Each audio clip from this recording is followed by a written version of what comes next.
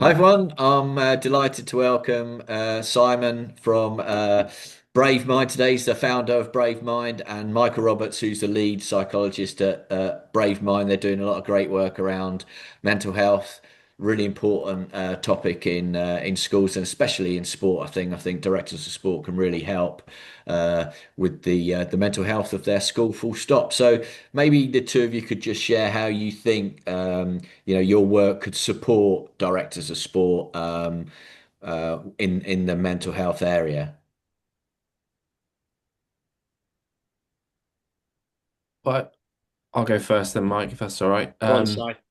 Hello, everybody. Yeah, I'm Simon. I'm the founder of Brave Mind. The big thing for me is this is off lived experience. I was diagnosed with depression, anxiety in my late teens, played sport from a very early age, got to semi-pro rugby level. And just by sharing my own story, I wanted to help somebody. And we all kind of realize that we've got kind of a youth mental health crisis at the moment that's escalating, long waiting lists, and young people not knowing where to turn. And over the past couple of years, we have been approached by universities and colleges and schools for support. And specifically in the colleges and universities, it's actually been the young people getting in contact with us. And we're going to be relaunching as a charity from the 11th of September in that space where our pure focus is going to be empowering young people through sport. Our primary audience is going to be 16 to 24, but we will be helping, parents, teachers, coaches, etc., all around kind of mental health literacy, and sort of diving a little bit deeper into specific mental health topics that Mike can talk about shortly. But the main point is around awareness and educating you all on this space, because, as I said, that crisis is escalating. The stats are there to be seen. Looked at a stat the other day with regards to suicide, and it is the largest cause of death from age of 5 to 35, which is astonishing. Um, so, I just want to do something about it, and that's why we're here. But with regards to sport, it's such a great vehicle to get people active. It's a free therapy if you want to call it that, and it'll support one another. So yeah, Mike, I don't know if you want to add on that. Yeah, definitely. I mean, hello everybody. I met Si, I think in 2021, perhaps or 2022, can't remember now. And I think having had the luck and privilege of playing, but also then working at sort of professional level of sport and seeing individuals struggle, both from a performance perspective, but also from a mental health perspective, I think big driver for me personally to be involved with the charity was actually can we help people earlier on in their life journey to develop awareness around mental health literacy and around how they work, educating people around different topics around mental health or different type of even to helping people understand different diagnoses, but ultimately empowering young people to open the conversation when they're struggling. Because I think even at the elite level, which is getting better, it's still not something which happens that frequently. So I think getting involved with Brave Minds and hopefully through the work that we're doing and the different programs we're doing, we can empower young athletes or just young people who love their sport to use sport to open the conversation. Sport can have huge impact on people's mental health from a community perspective. Just being part of a club, but also part of a team. That's generally great. It can help form people's identity, their athletic identity, which also has its own challenges when perhaps that's all people focus on. That can have its challenges, but actually a good athletic identity can be really, really healthy for a lot of people. And obviously then just the benefits of endorphins and changing our brain chemistry when we're engaged in sport. It can have so many benefits. But I guess, I mean, so obviously speaking to directors of sport specifically today, I think I feel there's a huge opportunity for people in those roles to really set the tone around how mental health is managed, how it's looked at, and as Si's alluded to there, the kind of work that can be done at at a younger age, it can be so beneficial to people who are then growing up in an increasingly demanding world. I think so much more choice. There's so much more challenge. Social media makes things more difficult as well. So I feel like there's a huge opportunity for director of sport to use the vehicle of sport to enhance some enhance awareness, enhance empowerment, enhance education around mental health. And even just before starting, I mean, we were just talking there, weren't we? Just around the notion of sharing some vulnerability and helping, giving people permission to admit that they're struggling a little bit. I feel like there's huge power in that director of sport can take a courageous step to also share that sometimes they struggle and sometimes things aren't perfect. Just to add to that as well, Mike, is around the co-designed element, I think, which has been really important, specifically over the last year, and where we're moving into is actually kind of developing our programs that are shaped with young people as well, because we've now got a youth advisory board and talking to them about the amount of kind of organizations that come into schools and talk about mental health, and they're really keen on us to come in and kind of talk to them in a way that they want it to be delivered, if that makes sense. I don't know if they're bored or they hear the same things around it, and I think it's really important that the narrative that we're providing is engaging with them. And I think, Mike and I have seen kind of running sessions for 45 minutes to an hour that young people can switch off after a time. And it's just making sure that, we're facilitating those conversations that are on point, but also with that evidence-driven base to it as well, that, credibility was such an important thing for me. And starting the charity, I can talk about my own lived experience, but, bringing in um, clinical psychologists and sport and exercise psychs that have worked in professional sport, worked within the NHS, that can provide that credibility. What I'd really be keen to hear is as well. So a lot of directors of sport obviously have to, promote their program or sell their program, let's say, to their senior leadership team or their parents.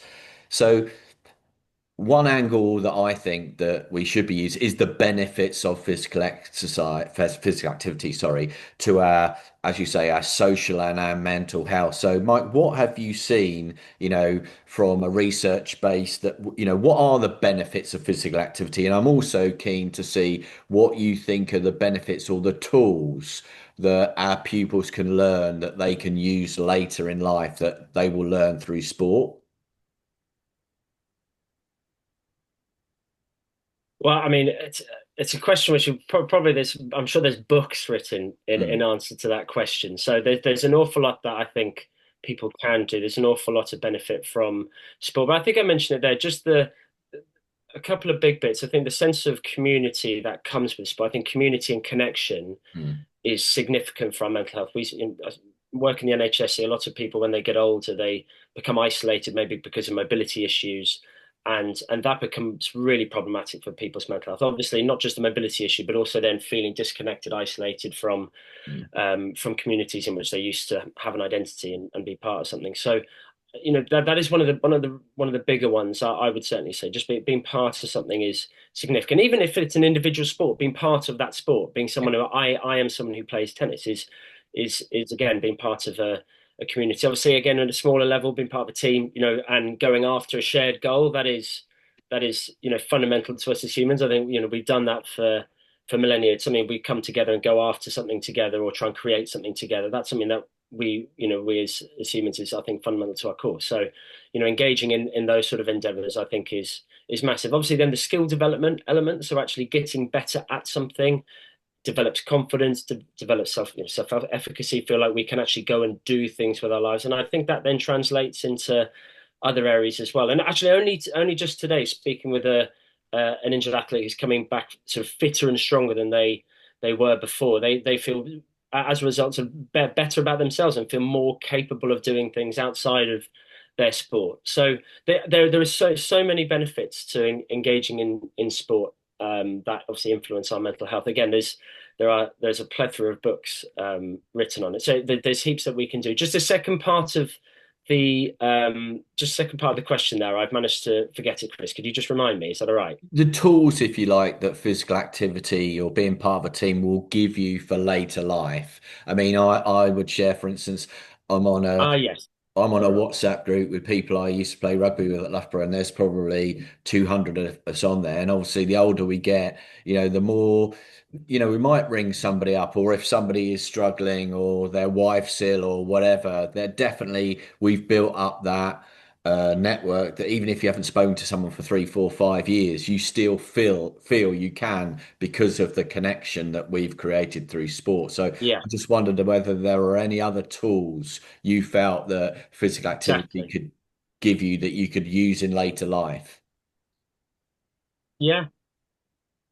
Well, I mean, just the communication piece there. I think communication is a huge part of doing sport well, particularly obviously in team sports, dynamic sports, where communication I think is paramount to success. So developing flexible ways of communicating with different people. So I think that can obviously influence people's opportunities to work in, say, a business setting. So people's ability to communicate with different types of people, but also different types of communication, whether it's speaking with a wider group, giving a team talk or whatever it might be, or having just a one-to-one conversation to help someone improve their confidence. If you're a teammate, little things like that. So communication can be massive, but also I think that skill of going after a goal and sticking to it. Yeah. I think there's a lot to be said about that, and that can be a real challenge. I think, especially perhaps young adults coming through. Si alluded to, maybe people's attention spans being reduced a little bit because of perhaps environmental constraints, which are reducing people's sort of attention spans. That going after a goal, I think in the next sort of 10, 12 years time is going to be a bit of a superpower. And being able to stick to it is Mm. is going to be really, really important. Um, so I think that sport provides the opportunity for people to develop those skills for sure. I'm sure there's lots of others, but they're the sort of two which are maybe Yeah. coming to my head. Sort of communication piece and going after and sticking to a goal. Can I add one as well? Yeah. Obviously, I'm not the psychologist, but and Mike can disagree with me, of course. But I think also, Often do. yeah, how you react to losing as well, like and setbacks. I think that's the big thing that I encourage my kids, with team sports specifically. Yes, they do individual sports, but I really encourage them to play team sports. But it's the times, yeah, it's great to win, but it's those times where you have lost as a team, and how you kind of bounce back from that. And I think, resilience obviously being a bit of a buzzword at the moment, and in this life that we live now with regards to social media and all the pressures in life that young people face is seeking that perfection of Mm. what does success look like, and we all look at Instagram and through the eye of an iPhone or whatever it is, but it's kind of that fear of failure, if you want to call it that. I'm not sure how I feel about that, but when you talk about I must win, I'm always on that winning um, treadmill. It is actually, you know, and we've talked about it, Mike, previously with young people with regards to, deselection, in long-term injury, feeling rejected, and how you come back from that. And I think that resilience piece is also really important in sport because you're not always going to win, Yeah. and you can listen to the sporting greats like Djokovic. I think he was interviewed and saying, it's when you make a mistake or lose a point, is so how quickly do you respond Mm. to kind of forget about it and move on very, very quickly. And I think the greats kind of move on very, very quick. And even I think Tom Brady did an interview last week or something, or I've seen a clip with Tom Brady with regards to he doesn't mention about all the great Super Bowls that he's won. It's all the places of, where he really struggled and how he got through that and all the people around him that supported him to build him to be a stronger human being, and he had that network around him. So, it's interesting to hear people like that that have performed at such a high level and achieved such amazing things. That's actually what's important to them. And Mm. I think that's a big thing. And lastly, is the classic Scotty Scheffler interview, Yeah. with regards to kind of being humble and grounded and what's most important, and him saying that family comes first and golf is second. So if his family aren't right, or if, that side of his life isn't functioning or not in a good place, then golf doesn't matter. And he's probably achieving things that Tiger Woods achieved, and he's an amazing athlete.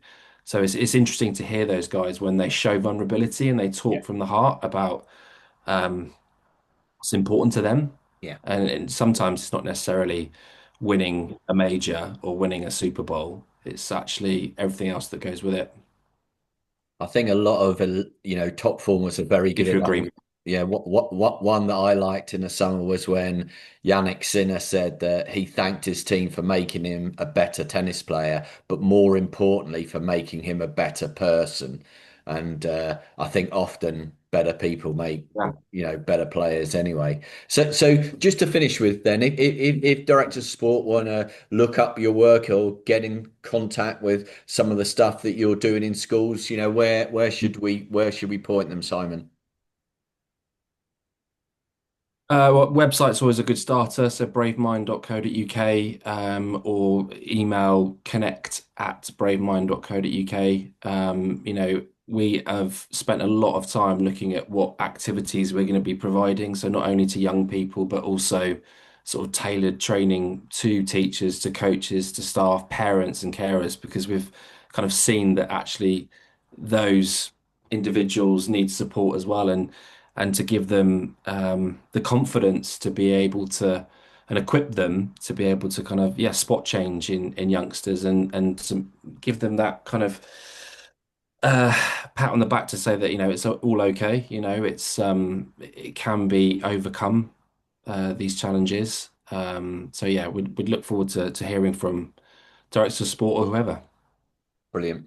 Well, thanks very much to both of you for joining me. And I think, as you say, it's such an important topic, far bigger than any wins and losses. So if Director of Sport can contribute to improving the mental health of our pupils, it's a fantastic thing. So I'd encourage people to reach out to Brave Mind and see how they can help. But thank you very much both for joining me. I really appreciate it. Cheers, thanks, Chris. Cheers, Chris.